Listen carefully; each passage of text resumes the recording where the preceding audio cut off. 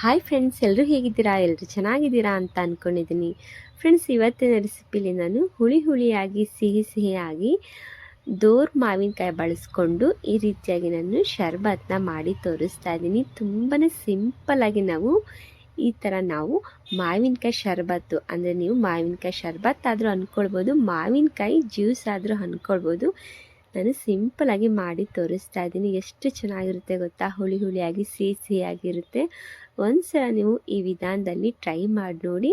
ಹಣ್ಣಾಗಿ ಇರಬಾರ್ದು. ಇದು ಮಾವಿನ ಹಣ್ಣು, ಇದು ಸ್ವಲ್ಪ ದೋರ್ ಮಾವಿನಕಾಯಿ ಇದ್ದರೆ ತುಂಬ ಚೆನ್ನಾಗಿ ಬರುತ್ತೆ ಈ ಥರ ಶರ್ಬತ್ತು. ಒಂದ್ಸಲ ನೀವು ಟ್ರೈ ಮಾಡಿ ನೋಡಿ, ತುಂಬ ಚೆನ್ನಾಗಿ ಬರುತ್ತೆ. ಹೊಸಬ್ರು ಯಾರು ನೋಡ್ತಾ ಇದ್ದೀರಲ್ಲ, ಪ್ಲೀಸ್ ನನ್ನ ಚಾನಲ್ಗೆ ಸಬ್ಸ್ಕ್ರೈಬ್ ಮಾಡಿಕೊಂಡು ನೋಡಿ. ವಿಡಿಯೋ ಇಷ್ಟ ಆದರೆ ಲೈಕ್ ಮಾಡಿ, ಕಮೆಂಟ್ ಮಾಡಿ, ಶೇರ್ ಮಾಡಿ. ಹಾಗೆಯೇ ಪಕ್ಕದಲ್ಲಿರೋ ಬೆಲ್ ಬಟನ್ನ ಕ್ಲಿಕ್ ಮಾಡಿ. ನಾನು ಹಾಕೋ ವಿಡಿಯೋ ಫಸ್ಟ್ ನಿಮಗೆ ಬಂದು ತಲುಪುತ್ತೆ. ಹಾಗಿದ್ರೆ ಈ ಶರ್ಬತ್ತು ಹೇಗೆ ಮಾಡೋದು, ಇದಕ್ಕೆ ಏನೇನು ತೊಗೊಂಡಿದ್ದೀನಿ ಅಂತ ನೋಡ್ಕೊಂಡು ಬರೋಣ ಬನ್ನಿ.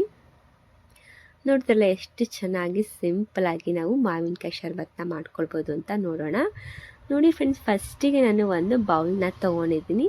ಈ ಬೌಲ್ಗೆ ನೋಡಿ 1 ಸ್ಪೂನ್ ಅಷ್ಟು ನಾನು ಸಬ್ಜಾ ಸೀಡ್ಸ್ನ ಸೇರಿಸ್ಕೊಳ್ತಾ ಇದ್ದೀನಿ. ಅಂದರೆ ಕಾಮ್ ಕಸ್ತೂರಿ ಬೀಜ ಇರುತ್ತೆ ನೋಡಿ, ಅದನ್ನು ನಾನು 1 ಸ್ಪೂನಷ್ಟು ಒಂದು ಬೌಲ್ಗೆ ಹಾಕ್ಕೊಂಡಿದ್ದೀನಿ. ನಂತರ ಇದಕ್ಕೆ ಸ್ವಲ್ಪ ನೀರನ್ನ ಸೇರಿಸ್ಕೊಂಡು ಇದನ್ನು ಮಿಕ್ಸ್ ಮಾಡ್ಕೊಳ್ತೀನಿ.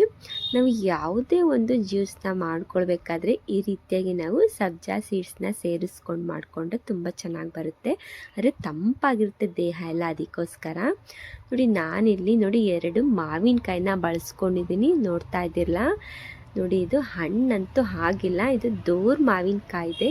ಇದರಲ್ಲೇ ನಾನಿವತ್ತು ಮಾವಿನಕಾಯಿ ಶರ್ಬತ್ನ ಮಾಡಿ ತೋರಿಸ್ತಾ ಇದ್ದೀನಿ ನಿಮಗೆ. ನೋಡಿ 2 ಕೂಡ ಇದು ದೋರ್ ಮಾವಿನಕಾಯಿ ಇದೆ.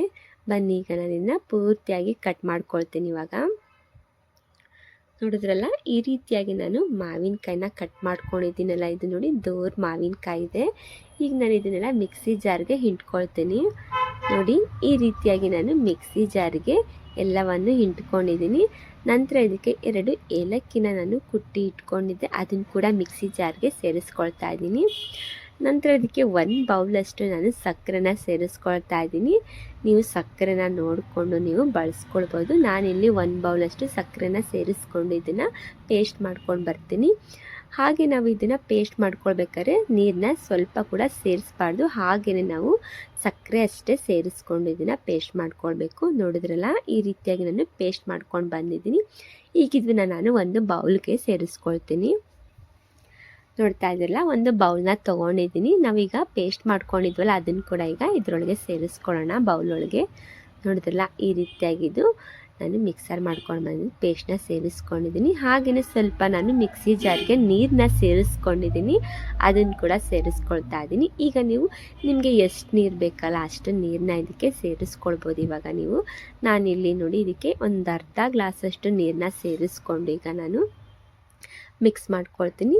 ಒಂದ್ಸಲಿ ಚೆನ್ನಾಗಿ ನಾವೀಗ ಮಿಕ್ಸ್ ಮಾಡ್ಕೊಳ್ಳೋಣ. ಒಂದ್ಸಲಿ ಇವಾಗಲೇ ನಾವು ಚೆಕ್ ಮಾಡ್ಕೊಳ್ಬೋದು, ನಮಗೆ ಸಿಹಿ ಸಾಕಾಗಿದೆಯೋ ಇಲ್ವೋ, ಇನ್ನೊಂದು ಸ್ವಲ್ಪ ಬೇಕಾಗಿದೆಯೋ ಅಂತ ಇವಾಗಲೇ ನಾವು ಚೆಕ್ ಮಾಡ್ಕೊಳ್ಬೋದು. ನೋಡಿದ್ರಲ್ಲ, ಎಷ್ಟು ಚೆನ್ನಾಗಿರುತ್ತೆ ಗೊತ್ತಾ? ಈ ಥರ ನೀವು ದೋರ್ ಮಾವಿನಕಾಯಿ ಬಳಸ್ಕೊಂಡು ಈ ಥರ ನೀವು ಶರ್ಬತ್ನ ಮಾಡಿಕೊಂಡ್ರೆ ತುಂಬಾ ಚೆನ್ನಾಗಿ ಬರುತ್ತೆ. ಒಂದ್ಸಲ ನೀವು ಈ ರೀತಿಯಾಗಿ ದೋರ್ ಮಾವಿನಕಾಯಲ್ಲಿ ಶರ್ಬತ್ನ ಮಾಡ್ಕೊಂಡು ನೋಡಿ, ಎಷ್ಟು ಚೆನ್ನಾಗಿ ಬರುತ್ತೆ. ನೋಡಿದ್ರಲ್ಲ, ಇದಂತೂ ರೆಡಿ ಆಗಿದೆ. ಈಗ ಹೇಗೆ ಬಂದಿದೆ ಅಂತ ತೋರಿಸ್ತೀನಿ. ಇವಾಗ ನೋಡಿ, ಚೆನ್ನಾಗೀಗ ಮಿಕ್ಸ್ ಮಾಡ್ಕೊಂಡಿದ್ದೀನಿ.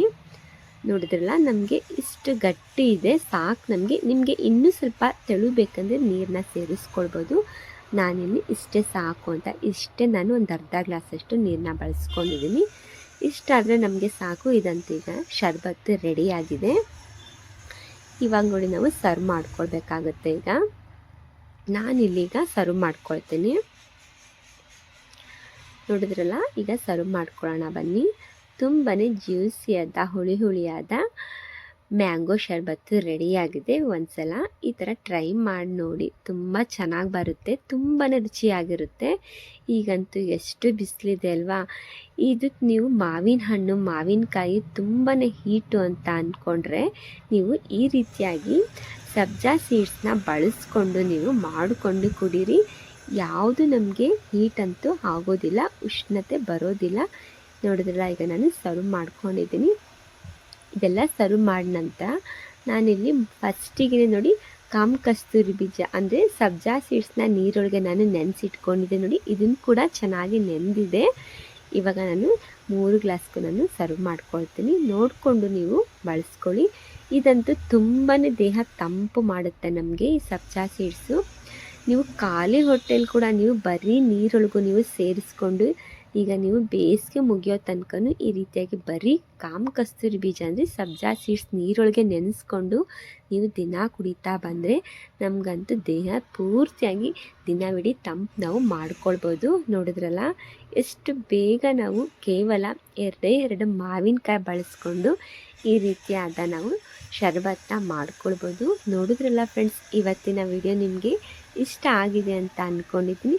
ಇದನ್ನು ನಾವು ಹಾಗೆಯೇ ಫ್ರಿಜ್ನಲ್ಲಿ ಇಟ್ಕೊಂಡು 1 ಅವರು ನಾವು ಕುಡಿದ್ರೆ ತುಂಬಾ ಇನ್ನೂ ಕೂಡ ಚೆನ್ನಾಗಿರುತ್ತೆ.